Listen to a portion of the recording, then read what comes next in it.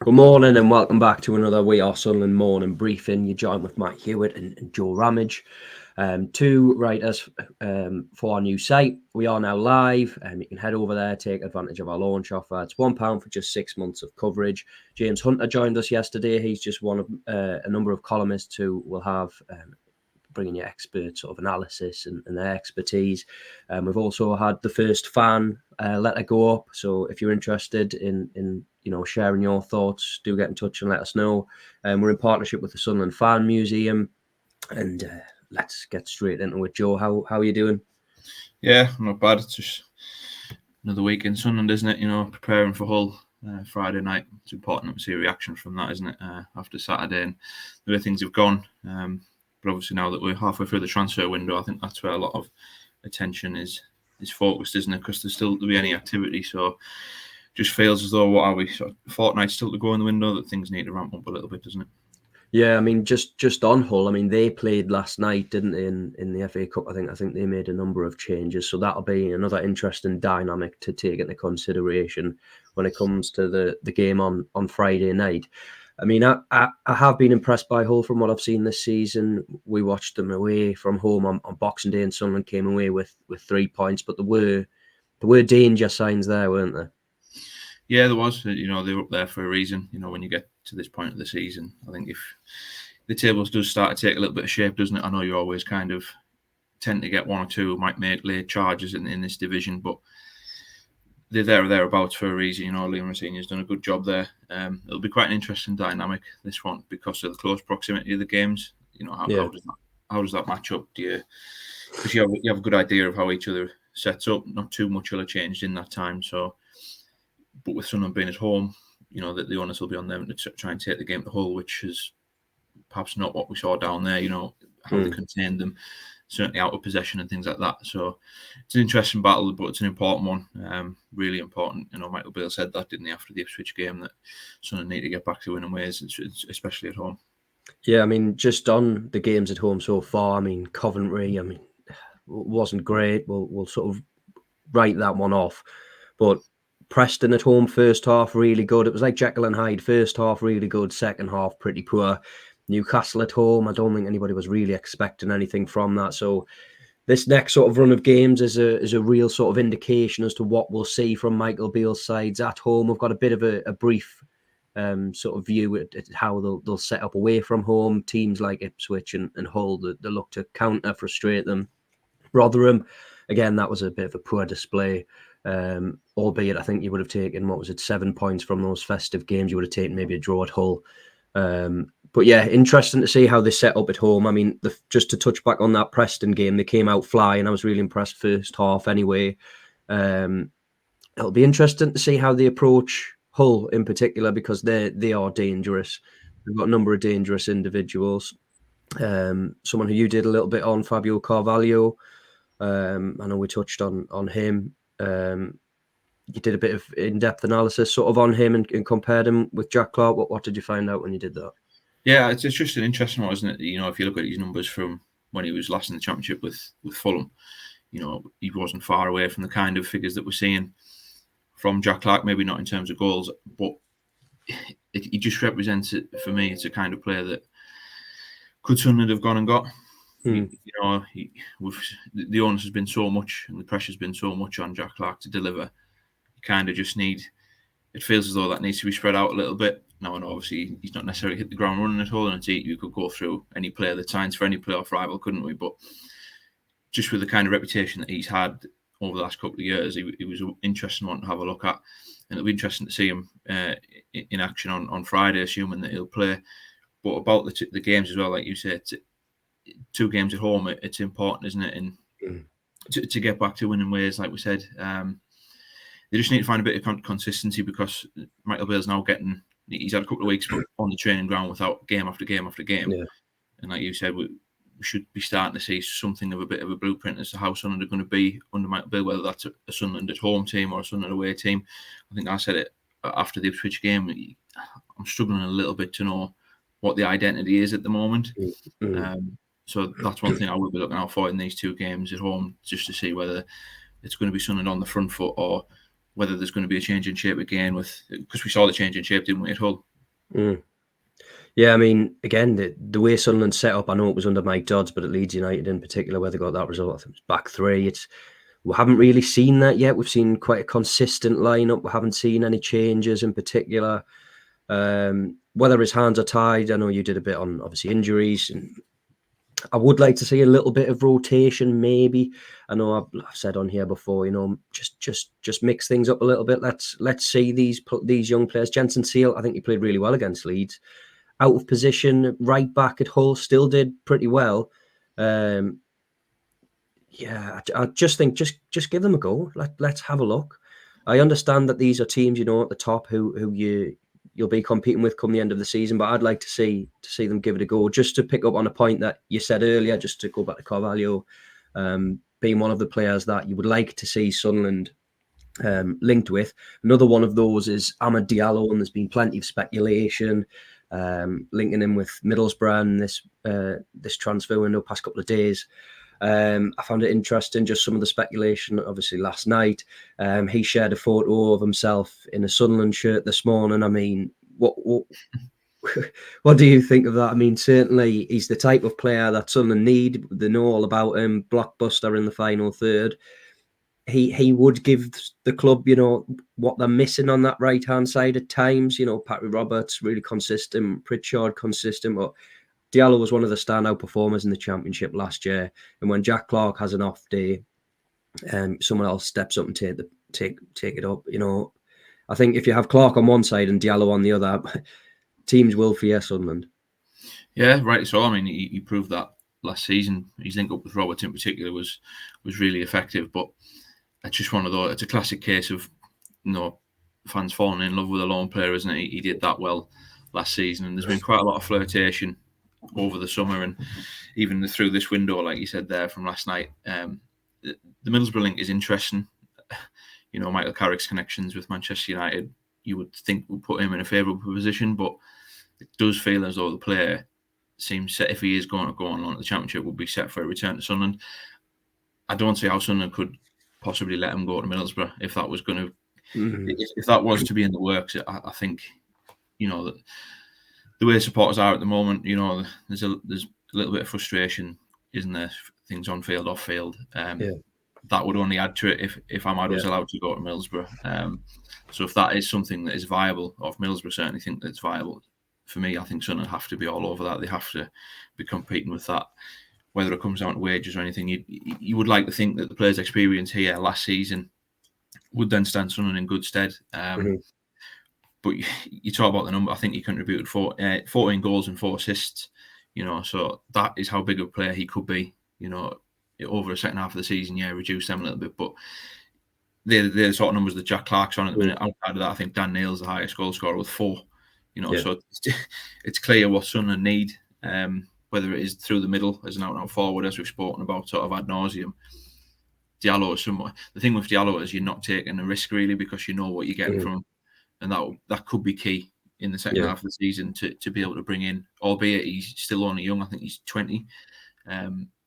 It's almost like you're getting an experienced player because of what we saw last year. So it's going to be interesting to see how that one plays out. He's been sort of in and around the United first team, hasn't he, since he came back out with illness, and then surprisingly left out of a couple of squads. So people are sort of putting 2 and 2 together and coming up with any number. I think they think whether he'll be moving over the next fortnight or so. But if he is going to be moving, Sunderland they have to have their name in the ring for that, because it would be, certainly if it's to another Championship club, that I just don't think they can let him go to another Championship club and not put up a really strong case to bring him back here. Yeah, they should have a really strong case as well, just based on what you said, the performances last season. Interestingly, he's a wide player. He'd bring goals, but they do have options in those wide areas, number 10s. They are well stocked in that area, but I think, like you said, it would be pretty disappointing if he were to go to a Championship club and it wasn't Sunderland. Another player who the Black Cats have been linked with this week is Macaulay Langstaff, from Notts County. Now, again, he's been linked with a number of clubs. Someone who is just, quite frankly, a natural goal scorer. I think former Gateshead boss Neil Aspin discovered Jamie Vardy, etc. I know when he brought him to Gateshead, he said he's one of the best natural finishers he's seen since Jamie Vardy. It didn't quite work out in his first stint there. He ended up, going to like York City, etc. But came back under Mike Williamson, just scored bags and bags of goals alongside Kedwin Scott. It's a different type of player, though. I know I've said that they need a bit more of a focal point. Langstaff's a bit more of a willing runner in behind, moves into the channels, which is an area that I think Sunderland can do with somebody. Just his goal record speaks for itself. Whether he can make that step up, we've seen people do it before. Jamie Vardy's one of those. I'm not saying he's in the same ilk as Vardy yet, but he's made the step up from National League from National League North to the National League, then the League Two. He's scored plenty of goals. I think I was just having a look. He's got the record, 4 goals in a single season at National League level. This season so far, I think he's got 21 goals in 30 appearances or something like that. And that's a pretty incredible record for where they're at. And, I think the rumoured price tag is 1.5 million. Again, I think personally that's a risk worth taking if they've got that sort of money to spend. Yeah, he is an interesting one. Like you said, the goal record is quite astonishing, to be honest. He's almost contributing a goal or assist pretty much every game for Notts County. The title battle they had with Wrexham last season, he was the key reason for that, wasn't he? And he's made the step up seamlessly. There is an element of risk to this one, though, in terms of, like you said, it's a big jump to consider if he'd be going from the National League to the Championship within the space of a year. This is his first sort of test in the Football League this season, really. He would represent a gamble for that sort of fee for me, because even though you're hitting them numbers, like I said, there is a step up in quality, a big step up in quality. The dynamic is interesting, though, and like I say, the type of forward that he is kind of what Sunderland need. But if you go back to Amad as well, if you brought someone like him in, how the three in behind us, a Langstaff, for example, would then play, he's not going to have many better to lay it on for him, is he really? You think, with Roberts and Pritchard and Clark in that bracket as well. Sunderland need goals, like we've said. Are there other options out there? I think they were linked with Jay Stansfield in the summer. He went to Birmingham. There's rumours that he could possibly go back to Fulham, with Sunderland being linked as well.